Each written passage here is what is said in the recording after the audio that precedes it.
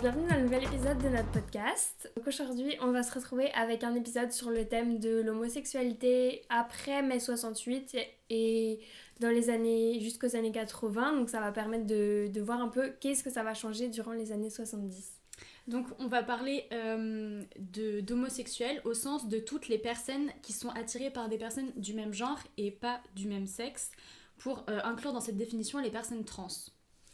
Et on va parler à la fois des hommes et des femmes, donc des gays et des lesbiennes. Et c'était des termes qui étaient déjà utilisés à l'époque. Et c'est important de préciser que dans ce podcast, on va avoir une approche plutôt binaire, puisque la société était conçue comme ça à l'époque, avait une approche binaire du genre, et d'ailleurs c'est toujours le cas à l'heure d'aujourd'hui en majorité. On va aborder ce sujet avec plusieurs approches, une approche à la fois culturelle, politique et aussi sociale, puisque c'est un sujet assez large, donc qu'on va essayer de traiter en globalité.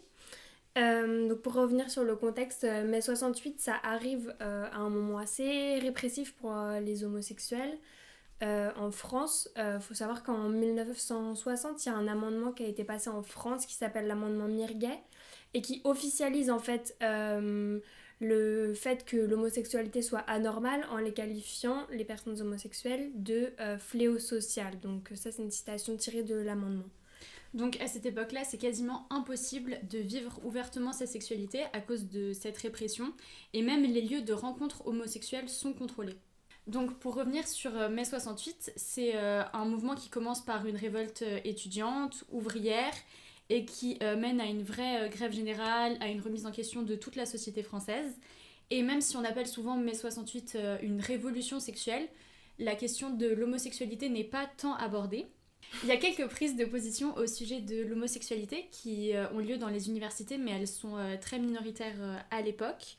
Donc ici on va parler du cas de la France, mais il faut savoir que ça s'inscrit dans un contexte international avec notamment les émeutes de Stonewall en 1969 à New York. Donc à partir de mai 68 et tout au long des années 70, il y a une vraie progression avec les personnes homosexuelles qui vont devenir beaucoup plus présentes en fait sur la scène politique, même s'ils restent minoritaires à l'échelle des personnes homosexuelles en France par rapport à la décennie pré-mai 68, en fait, il y a un vrai tournant. Et ces années 70, ça s'inscrit vraiment dans la continuité de 68, on va le détailler dans le podcast. Parce qu'au départ, en 68, ces voix qui se lèvent sont vraiment faibles. Et au fur et à mesure, ça va devenir un mouvement qui va être plus globalisé et surtout plus national, alors qu'au début, il va être plus parisien. Et donc, un gros changement, notamment, c'est le militantisme homosexuel qui va se répandre. Et donc, ça permet à la fois de politiser la question et de créer un sentiment de communauté, en fait, qui va être très important pour le mouvement. Et on va voir qu'il y a beaucoup de groupes radicaux qui vont se former, notamment au début des années 70, pour renforcer cette idée justement de communauté. Donc ici on va juste parler des groupes principaux, mais il y en a plein qu'on ne citera pas. Donc déjà, le 14 mai 68, on a la création du comité d'action pédérastique révolutionnaire à la Sorbonne. Et ce comité s'insurge notamment qu'il n'y ait pas de revendications homosexuelles pendant ce mois de mai 68. Et c'est un groupe qui est très marginal et peu influent, mais il permet déjà de faire une première approche de l'homosexualité de manière publique. Voilà, même s'ils vont être assez critiqués au début, ça permet au moins d'aborder le sujet.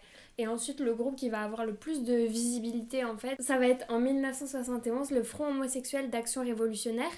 Donc c'est un groupe, et ça c'est très important, qui va être fondé par des féministes lesbiennes du mouvement de libération des femmes, le MLF, et aussi des militants homosexuels après leur intervention lors de l'émission de Ménie Grégoire sur le thème de l'homosexualité, parce que justement Ménie Grégoire, c'était une animatrice radio à l'époque, une des rares d'ailleurs qui traitait publiquement les sujets de sexualité de façon générale.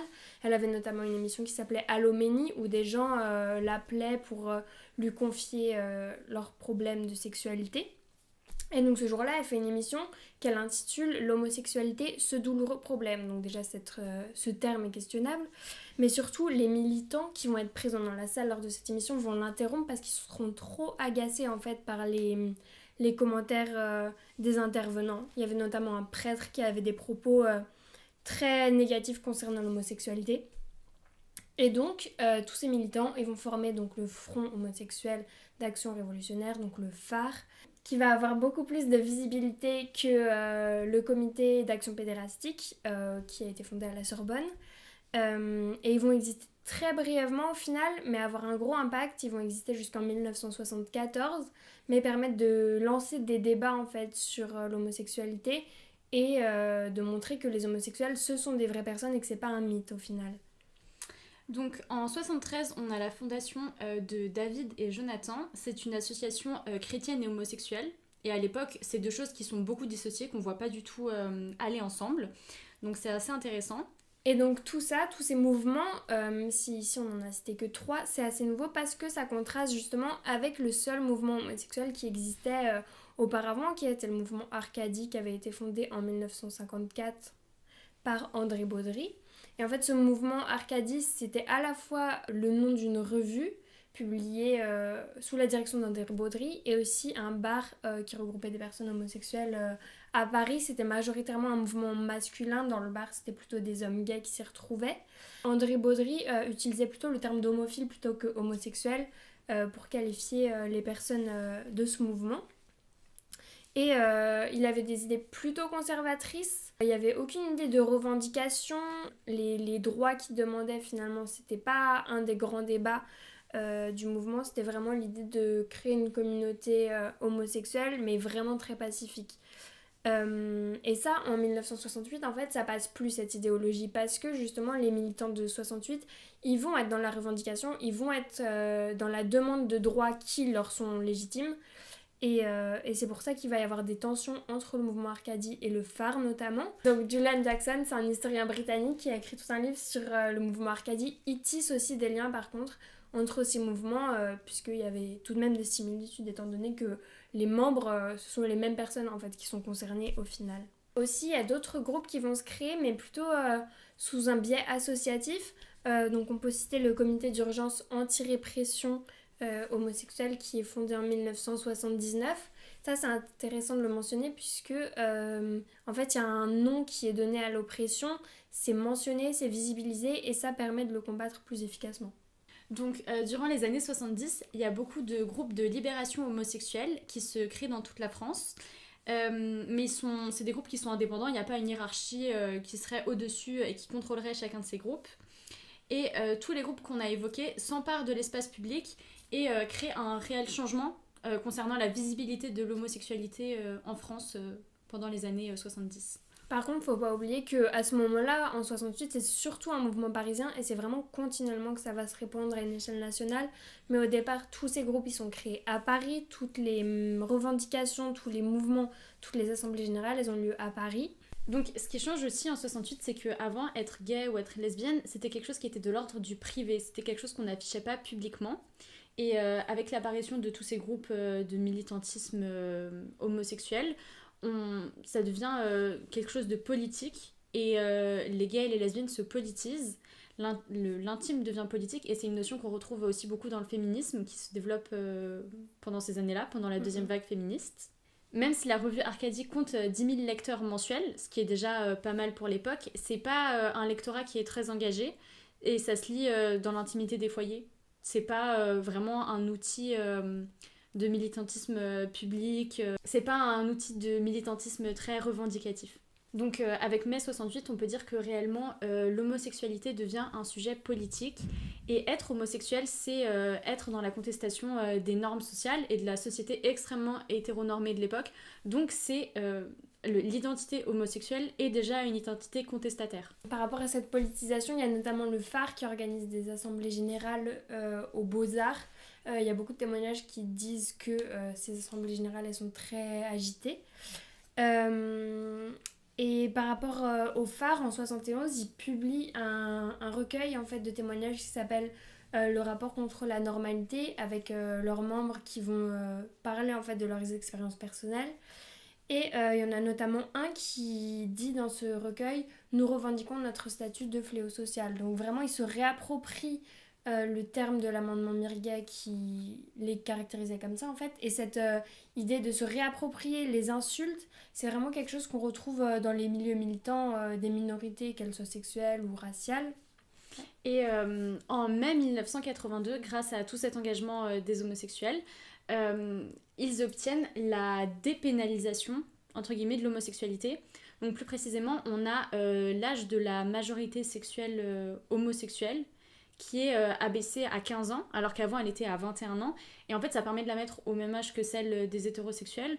Ça permet de légiférer l'homosexualité de la même façon que l'hétérosexualité.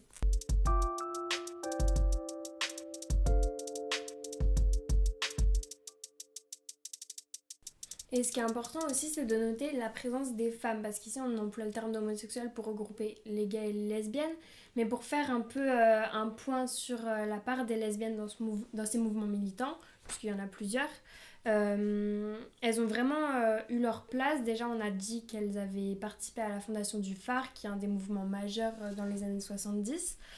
Elles essayaient déjà, en fait, avant la création du Phare, de s'impliquer et d'être visibilisées. Et en fait, on ne leur donnait juste pas leur place. Parce que, par exemple, au sein du mouvement Arcadie, en 70, il y a une branche lesbienne qui est créée. Et André Baudry lui-même va les exclure, en fait. Donc, si elles ne prennent pas leur place, personne ne va la leur donner. Et même quand elles essayent de le faire, elles vont être minorisées.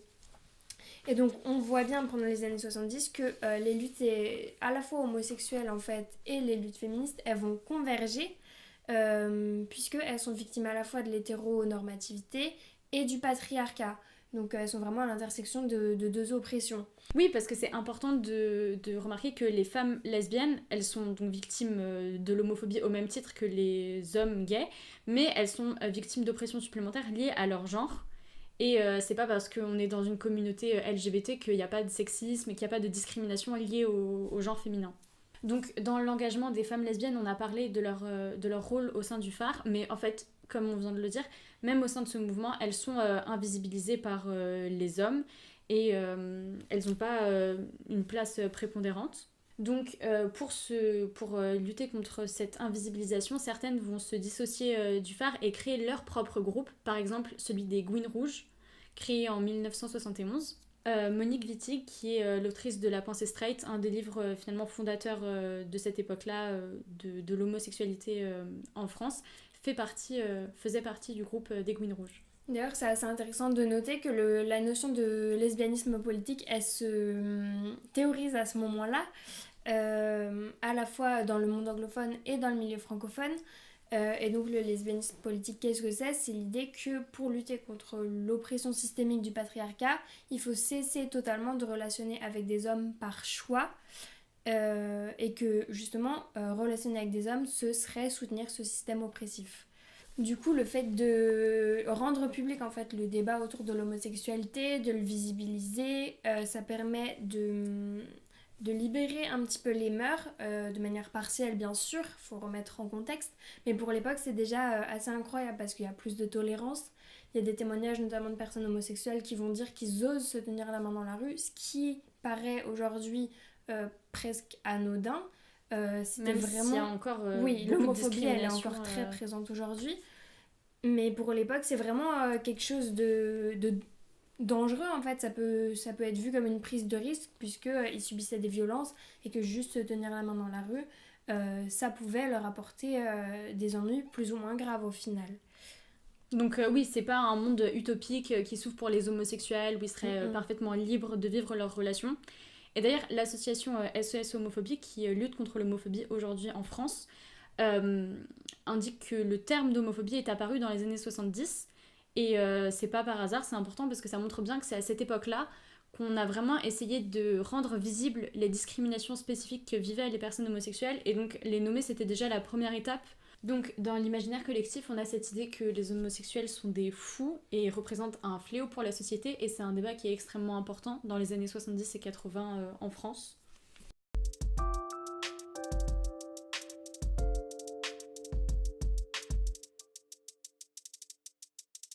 Et maintenant, on va se concentrer plutôt sur l'aspect culturel, l'aspect culture populaire, puisque même s'il y avait une culture homosexuelle qui existait avant les années 70, ça va vraiment se développer, se démocratiser à ce moment-là. Donc on va parler notamment de la radio, de la presse, du cinéma et de la littérature. Donc le recueil contre la normalité, dont on a déjà parlé, s'ouvre par la phrase « lesbienne et PD, arrêtons de raser les murs. C'est une expression qui est très forte et qui montre qu'il y a une réelle volonté de la part des homosexuels de ne plus se cacher et de vivre ouvertement leur orientation sexuelle. Et c'est aussi pour cette raison-là, en fait, la médiatisation de l'homosexualité vient aussi du désir profond des homosexuels de ne plus se cacher. Mais par contre, ça veut pas dire, même si cette culture elle va croître à ce moment-là, ça veut pas dire que son audience elle va être énorme. Mais petit à petit, déjà, les médias traditionnels comme les journaux vont en parler petit à petit. Par exemple, il y a Le Monde qui a écrit un article pour la première fois à ce sujet en novembre 1972 pour parler justement du mouvement Arcadie. Alors que justement le phare existe déjà, mais c'est le mouvement plutôt pacifique qui va être mentionné. Donc ce choix n'est pas anodin. Et dans la presse écrite, il y a des journaux aussi qui vont aborder la question. Il y a notamment le numéro 12 du magazine Tout qui est publié le 23 avril 71 qui fait beaucoup de bruit parce qu'il parle de l'homosexualité. Il parle notamment du phare sur 4 pages, ce qui est assez conséquent. Et ça aussi c'est permis parce que c'est Jean-Paul Sartre qui dirige ce numéro. Donc Jean-Paul Sartre il est connu, il a de l'influence. C'est ça qui permet en fait que ça sorte. Ça aurait pas été le cas sous un autre directeur. Et en 74 par exemple, on a la revue Homo qui paraît. Elle est renommée une année plus tard Donne. Puis Dialogue homophile en 76. On a le terme homophile qu'on avait déjà abordé précédemment. On a aussi le magazine Le Gai Pied qui paraît en 1979. Et le contenu de ces magazines il est très hétéroclite. Il se compose de photos d'hommes dénudés, d'annonces en tout genre, de biographies de personnes homosexuelles célèbres, d'articles médicaux, c'est très large. En 79 aussi, il y a la revue Masque, revue des homosexualités qui va apparaître. Donc là, carrément dans le nom, c'est assumé quel est le sujet. Et donc ça va être dédié aux expressions culturelles de l'homosexualité et des homosexualités au pluriel. Après, la parution de cette presse, encore une fois, c'est pas une révolution qui se fait de manière instantanée. Et ces journaux connaissent énormément de censure, de critiques, parce que être homosexuel reste quelque chose de subversif et qui va à l'encontre de la norme dans la société de l'époque. Dans la littérature aussi, c'est un sujet qui va être abordé. Déjà, il y a l'écrivain Guy Hockenheim qui va être une figure très importante dans les années 70 de l'homosexualité, qui va faire son coming out dans le magazine Nouvel Observateur en 72. Il y a aussi l'écrivain Jean-Louis Bory qui va écrire à ce sujet, puisque lui-même il est homosexuel, donc c'est plutôt autobiographique, même si c'est pas forcément clair dans ses romans. Mais par exemple, dans son livre Ma moitié d'orange qui paraît en 73, il va en parler. Et d'ailleurs, il rejoint le mouvement Arcadie après, ce qui permet de donner de la visibilité au journal en fait. Quand il y a une figure publique qui va être membre, ça va être bénéfique pour leur audience. Et au cinéma aussi, on commence à avoir de plus en plus de représentations de personnages homosexuels. C'est vrai en France et aussi à l'étranger. Et même si c'est pas toujours des représentations qui sont extrêmement positives, ouvertes d'esprit et qui vont dans le sens de ce que la communauté LGBT attend, ce sont des représentations qui existent et qui permettent ne serait-ce que d'ouvrir le débat sur le sujet de l'homosexualité au cinéma. Un exemple assez intéressant, c'est le film qui s'appelle Un éléphant ça trompe énormément, qui va être sorti dans les cinémas en 1976. Et c'est le premier film français en fait où on va trouver une représentation d'un personnage homosexuel qui soit positive. Et c'est d'ailleurs ça va être salué par la critique lors d'un festival cinématographique à San Francisco. Et c'est intéressant parce que Claude Brasseur qui joue le rôle principal, il a accepté en fait ce rôle à l'unique condition que ce rôle ne soit pas dénigrant et ne soit pas homophobe en fait. Donc de manière générale, l'art finalement c'est un bon vecteur d'image, de représentation homosexuelle à l'époque et ça permet encore une fois d'ouvrir le débat sur ces sujets. Et pour finir, on va parler plutôt du tournant qui s'opère dans les années 70, de la place dans l'espace public des personnes homosexuelles, comment ils se saisissent de cet espace, notamment à travers les manifestations, mais aussi les lieux de rencontre qui leur sont dédiés comme les bars homosexuels, puisque la manifestation, ça a un but intrinsèquement politique en fait, et ça leur permet de revendiquer notamment leurs droits. Donc la manifestation qui avait eu lieu suite à l'émission de Ménie Grégoire, c'est un point de départ pour le militantisme homosexuel.